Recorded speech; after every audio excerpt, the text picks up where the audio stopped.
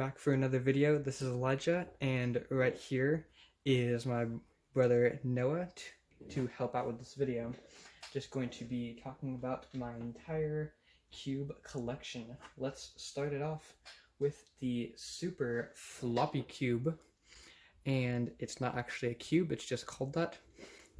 It's crazy. It moves weird like that, and you can do other weird movements. And here's Noah to introduce the 2x2. Okay, that's really cool. So this one, as you can see, 2x2, really simple. And Noah, what about that one? 3x3. Here, hold up to the camera. A little bit too high. 3x3. Yep, basically the main cube that most people know. And Noah, that will be all. Thank you for joining us today. Okay, then next up is the 4x4. This is the first cube that most people get after 3x3. It's also the first cube with actual parity, which is super annoying.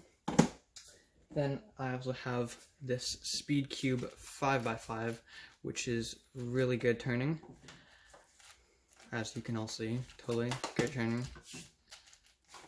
I mean, nothing compared to the 3x3, but it is one of my favorite cubes just because of how great this one is. I recently got a 6x6, which was complicated to solve, but once you got over a couple bumps, it was pretty simple. Next up is this crazy one called a Fisher cube. It's just like the 3x3, except it's like offset at a 45-degree angle. So that's crazy. But it solves very similar to the 3x3. Next up we have, I don't actually know the name of it, but it is exactly like a 3x3, but the corners are really weird. And again, this one solves just like a 3x3. Then we have the dot cube, which moves like that, so the centers move with it. I really like this one, but it is a little bit too easy to solve. Then one of my personal favorites, the mirror cube, which is crazy because instead of different colors, it has different thicknesses. I really like it just because it can like shape shift, so that's really cool. Then we have this DNA schemed pyraminx. It's not like an actual pyraminx, but it is really cool, although it is very simple to solve. And then we have the Mega Minx, which is just so crazy. Got so many sides, but I mean, other than the last layer, it solves exactly like a 3x3, just with doing that process over and over.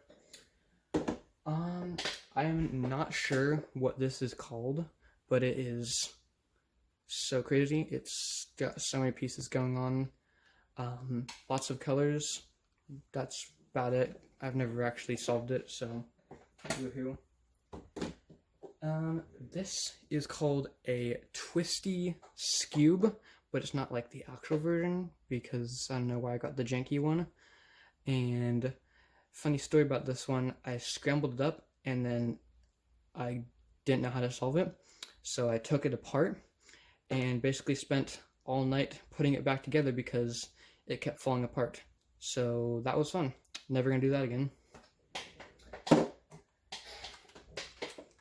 This right here is called, this is the Square 2, not to be confused with the famous puzzle Square 1. I'm not sure why I have it, but yeah, it's so chaotic. This will take a while to solve. And finally, we have the gear ball.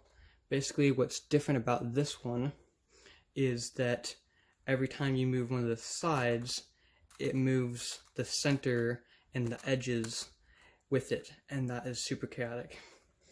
So anyways, that's all,